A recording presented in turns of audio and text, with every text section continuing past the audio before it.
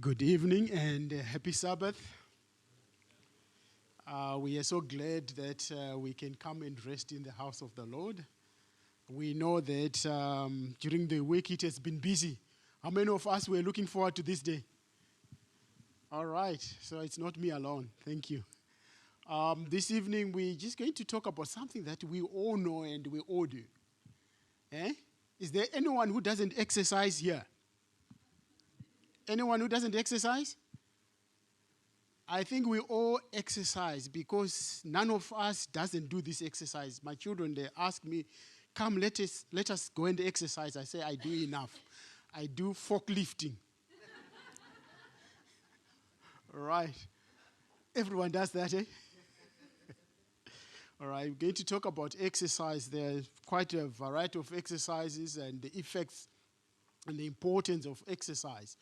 This is just, it's not exhaustive. It's just to highlight a few things because it's not enough time to go through. That when we exercise, our cognitive clarity and becomes so important.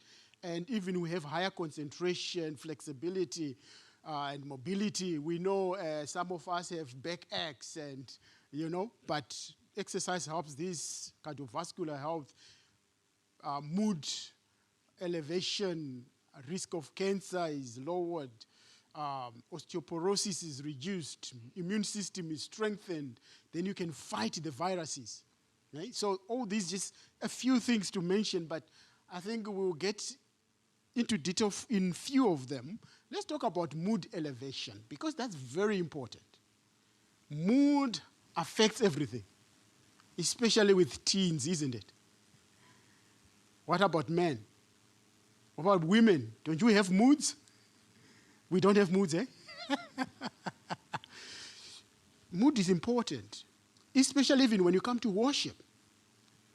Your mood determines how much of the worship you enjoy. If you come with a downcast and you are looking for everything negative, when I can't pronounce a certain word, you're like, there he goes. Then you miss the message. So the mood is important. And when we exercise, we all know about endorphins, the happy hormone. We know that. It makes you feel good.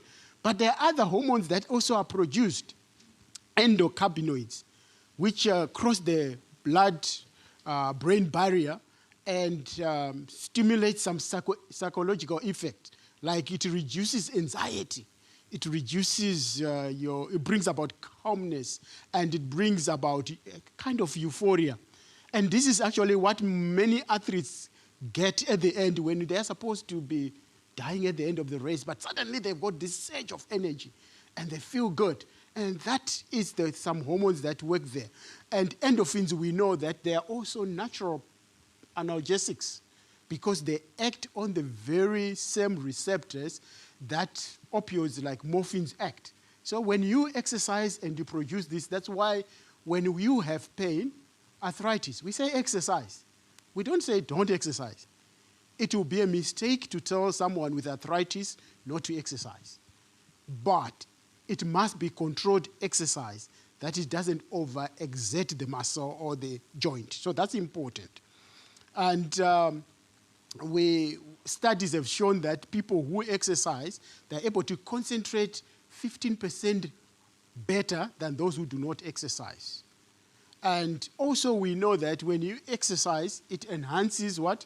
Your digestion. And 43% from a study showed that those with irritable bowel syndrome were better off when they exercised. So these are the effects. Of course, when you exercise, it helps the motility of your gut. It increases peristalsis, you know that. And if you have struggle going to the toilet, and we call it constipation, start exercising, drink fluids, lots of fluid, and you will see. For me, I don't need many things. If I eat an apple, that's enough. It moves everything.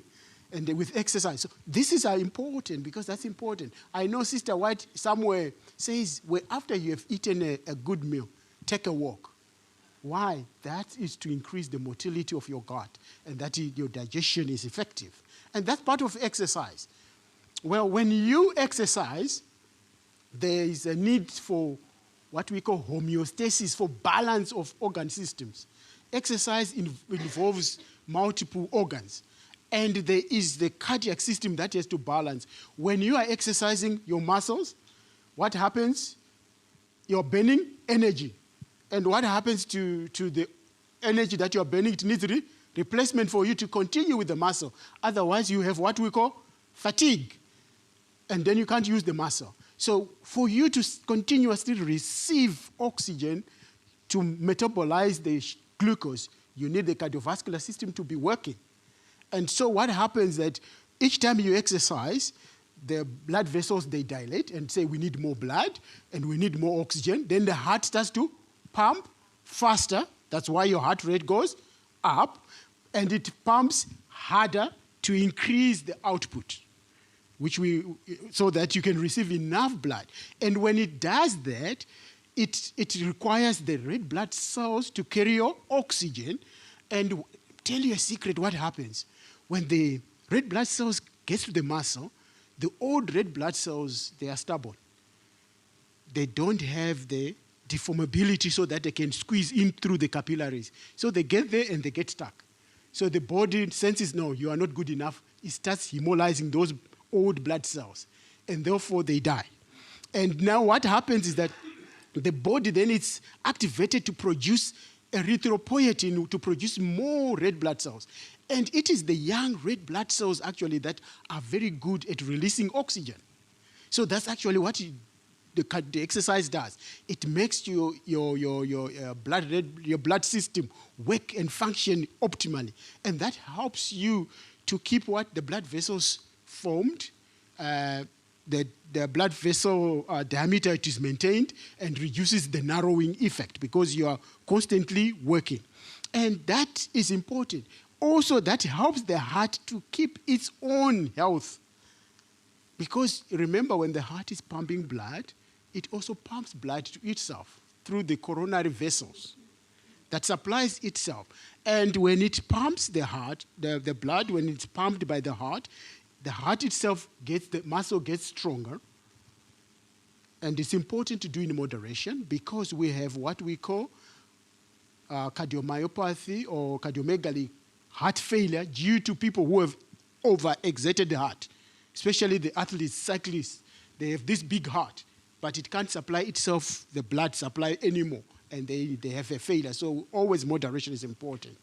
And we know that when we increase these activities, then it reduces your cholesterol levels. It lowers your blood pressure. And when it lowers your blood pressure, it's important because blood pressure has got a direct effect on your eye. I'm just going to use this as an example. When you have high blood pressure, it causes what we call an eye stroke, which is center of retinal vein occlusion, that is shown there by that picture, with all the small blood vessels that have bled there, and that affects your vision. You can lose the eye.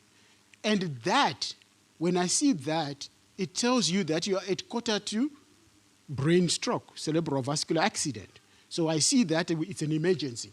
We have to treat you with an emergency. It lowers pressure in the eye, which prevents glaucoma. And all these things happen. So these are the effects. What about your sugar levels?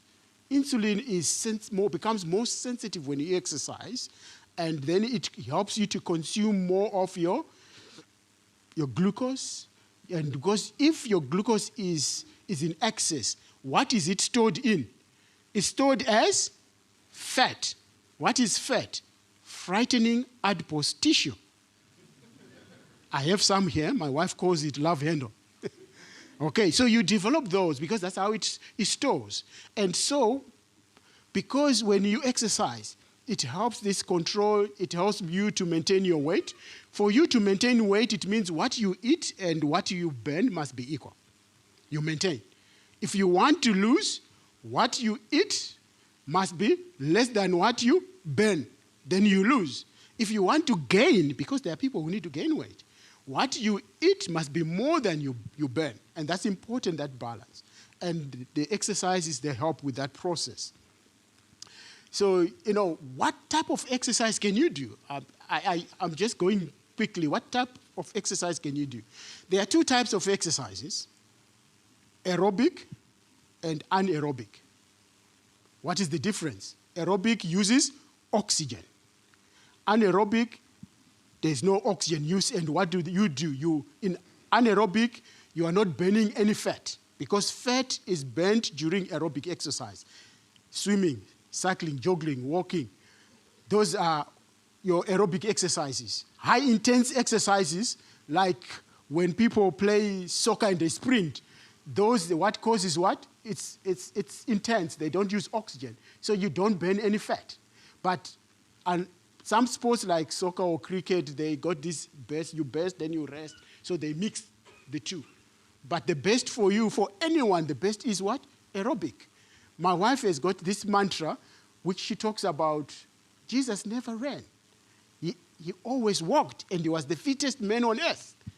Even when he heard that his friend Lazarus was dead, he never ran. You remember, he walked, and he healed a woman on the way. And he says, that actually is the best exercise you can ever have, walking. There's a counsel about, how gymnasium exercises. They're important, but they're not the best. Why? Because you don't have open space. The oxygen and sunshine is lacking there.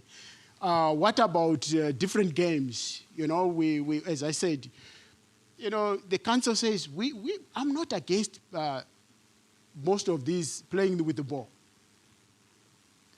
Why? Because in its simplicity, if you use it right and appropriate, you will become fit.